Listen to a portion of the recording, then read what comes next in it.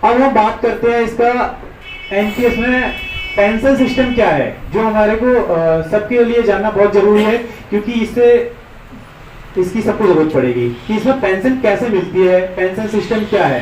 देखिए, जैसे कि सर ने आपको सबसे पहले क्वेश्चन पूछे थे, ये इसीलिए पूछा था कि आपको पता है या नहीं। तो अब हम बात करते हैं एनपीएस में प्रोसेसिंग क्या है। एनपीएस में पेंशन सिस्टम सिर्फ दो है, सुपर एनुएशन और वॉलंटरी। सुपर एनुएशन तो आपको मालूम ही है 60 ईयर पे होता है। उसके बाद आप वॉलंटरी जाने के लिए आप कभी भी जाएंगे, आप सुपर एनुएशन से पहले तो आप वॉलंटरी ही माने जाएंगे। वॉलंटरी की कंडीशन क्या है, अगर आप वॉलंटरी जाते हैं तो आपका जो टोटल कॉर्पस है एनपीएस का, आप टोटल का 20% आपको मिलेगा। जो 80% है उसकी आपको पेंशन लेनी होगी। 27 सितंबर 2021 को पीएफआरडी ने एक नया सर्कुलर जारी किया, जिसमें फुल विड्रॉल 2.5 लाख तक फुल विड्रॉल कर सकते हैं आप। पहले यह 1 लाख था, अभी इसे बढ़ाकर 2.5 लाख कर दिया गया है, जिसको हम बोलते हैं एएसपी, सर्विस प्रोवाइडर। ये सर्विस प्रोवाइडर क्या होते हैं, मैं इसके बारे में भी आपको बताऊंगा। वॉलंटरी में 20-80 हो गया, सुपर एनुएशन में क्या है इसका 60 और 40, आपको 60% मिल जाएगा टोटल कॉर्पस का विद।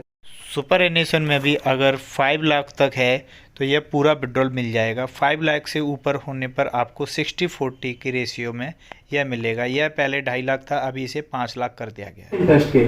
और जो 40% है वो मैंडेटरी है कि आपको पेंशन लेना ही पड़ेगा। इसमें पेंशन 4 प्रकार की होती है।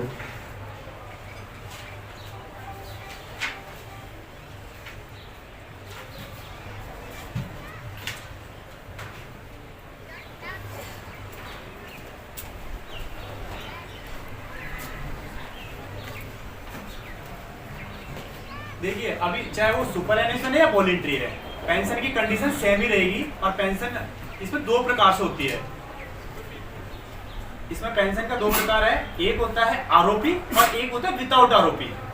आरओपी मतलब क्या हुआ कि जो आपने, जैसे जो आपका 60, देखिए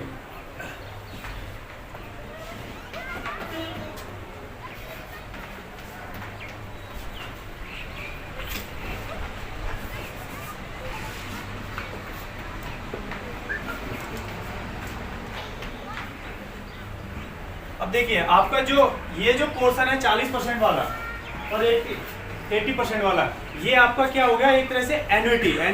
देखिए इसका ये जो अभी केस आते हैं, बहुत सारे केस आ रहे हैं और सबसे ज्यादा इशू यहीं पे आता है कि लोगों को ये नहीं पता कि हमें करना क्या है, जबकि ये फॉर्म में मैंडेटरी लिखा हुआ भी है। तो इसमें क्या है कि आपसे पूछा जा रहा है कि आप जो पेंशन ले रहे हैं आप किस बैंक से लेना है आपको। इसमें कोई ये जरूरी नहीं है कि आपको जैसे सैलरी एसबीआई से आ रही है तो आप एसबीआई ही सिलेक्ट करें। इसमें आप क्या करेंगे कि आप इसे गूगल पे चेक कर सकते हैं कि सबसे अच्छा रिटर्न किस बैंक का है, क्योंकि ये क्या है, 1 टाइम आपको सिलेक्ट का ऑप्शन मिल रहा है, आप इसको कभी चेंज नहीं कर सकते। तो ये 1 टाइम है, तो हमें ये बहुत सोच समझ के करना चाहिए कि हमें पेंशन किस बैंक से लेना है और किसका अच्छा रिटर्न है। क्योंकि जब आपने देखिए कि आपको पता ही नहीं, आपने बोला जो कुछ करना है वो कर दीजिए, फॉर्म में फिर जैसे आगे होता है हो ही जाता है। अगर आपको मालूम होगा अगर 1% का भी फर्क पड़ रहा है, मान लो आपका 10 लाख रुपए, अगर 1% का भी फर्क पड़ेगा तो लाख रुपए का फर्क पड़ता है। तो ये जानना बहुत जरूरी है।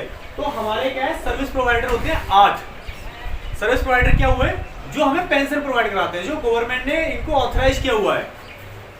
देखिए सर ने क्वेश्चन पूछा था कि पीएफआरडी क्या है, पीएफआरडी कब रहा। पीएफआरडी क्या है, पेंशन रेगुलेटरी डेवलपमेंट अथॉरिटी है। मतलब एक तरह से जैसे कि आप ऐसे समझिए कि जो हमारे को जो गाइडलाइंस आती है, रूल्स आते हैं, वो कहाँ से आते हैं, डायरेक्टर जनरल से आते हैं, ऑल आईटीबीपी में। तो ऐसे ही इसके लिए जो डायरेक्टर जनरल है वो क्या है, पीएफआरडी। पीएफआरडी 19 सितंबर 2013 में ये गवर्नमेंट ने बिल लाया हुआ था। ये बिल पास हुआ था 19 सितंबर 2013 में। उसके बाद 1 फरवरी 2014 से ये लागू हो गया। पीएफआरडी एक संस्था बनी जिसे गवर्नमेंट ने अप्रूव किया, लोकसभा राज्यसभा से ये बिल पास हुआ। इसके जितने भी रूल्स है वो पीएफआरडी लागू करता है। तो पीएफआरडी ने ऑथराइज किया है कितने, 8 एन्युटी सर्विस प्रोवाइडर। उसके बाद अभी नए नए अमेंडमेंट होते जा रहे हैं, तो उसमें ऐड हो गए, जैसे अभी नए नए कोटक है, रिलायंस है, बजाज फाइनेंस है, सारे अभी ऐड हुए हैं। तो ये सर्विस प्रोवाइडर क्या है, जैसे कि बैंक के नाम है, जैसे SBI, UTI, LIC, axis bank, HDFC bank, ऐसे इस टाइप से 8 सर्विस प्रोवाइडर हैं। ठीक है, तो अगर पीपीटी होता तो हम आपको पूरा वो बना रखा है समझाते, लेकिन अभी आप ऐसे ही समझिए। आप अगर गूगल पे चेक करेंगे कि सर्विस प्रोवाइडर कितने हैं या सबसे अच्छा रिटर्न किसका है, आप वो देख के आप उसे अपने हिसाब से सिलेक्ट कर सकते हैं।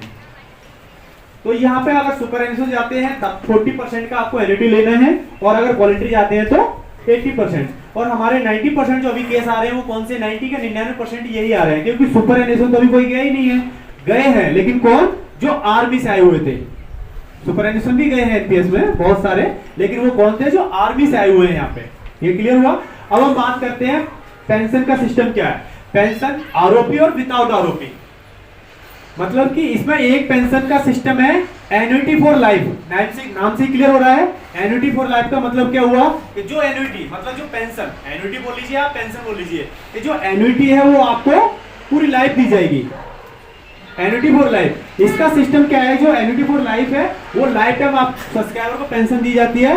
सब्सक्राइबर की डेथ के बाद ये बंद हो जाता है, अकाउंट क्लोज हो जाता है। उसको जो उसका 80% सरकार को वो बैंक को गया वो उसे वापस नहीं मिलेगा। यहां तक क्लियर हुआ। दूसरा है अपना